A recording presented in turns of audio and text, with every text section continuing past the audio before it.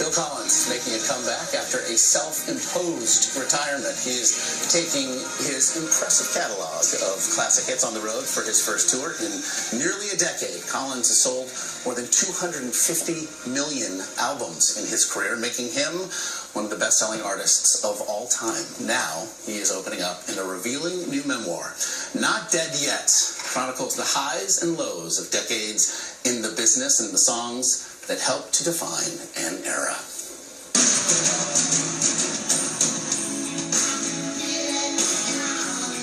Phil Collins has been playing the drums almost his entire life. But being a pop star, he says, was never the ultimate goal. When I was 12, I bought a proper drum kit, and that was going to be my life. That all changed when he went from drummer to frontman of the band Genesis. Genesis reached new heights. But Collins became even bigger than the band after going solo in 1981. A run of top 10 hits turned the British singer into a global sensation. But with staggering success came overexposure, and Collins somehow became one of the most loved and most loathed artists of his time. You care about critics? Yeah. But I'm getting better. I'm getting better at it. Better in what way? Better at realizing the man on the street, if he is touched by what I do, then that is what's most important. All these years later, the backlash has subsided, and what's left is an undeniable legacy.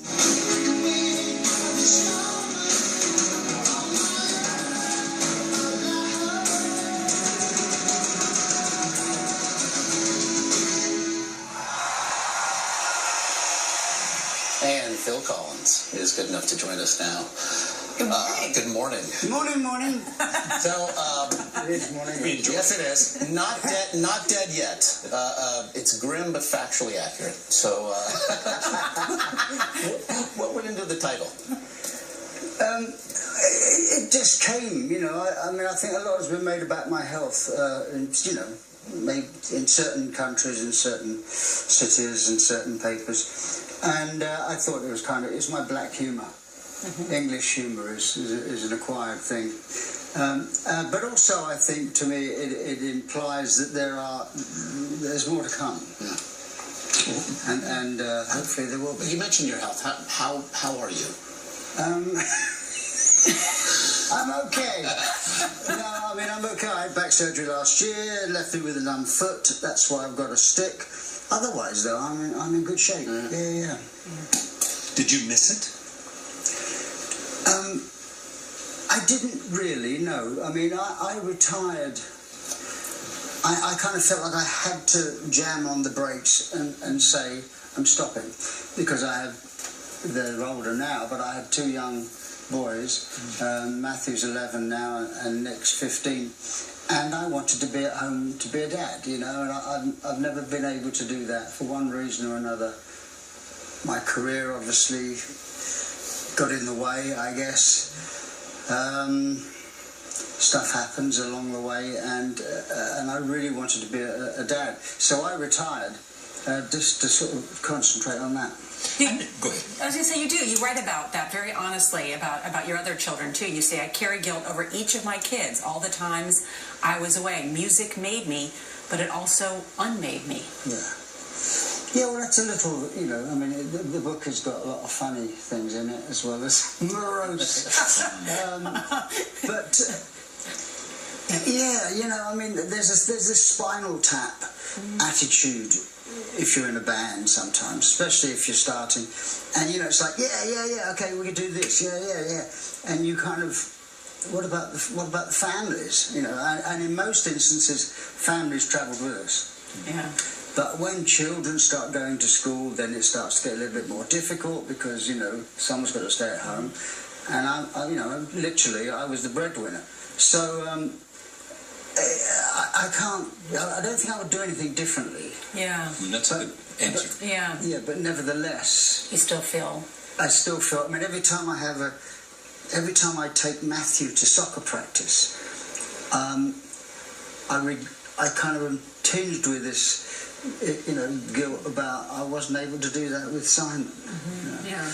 And we talk about it all the time, all of us, the 5 kids and me, and it's all good, but it's just I can't be. We know why they loved you. I mean, 250 million albums. That's why they loved you, and that shows you how much they loved you. I don't quite understand why they didn't like you.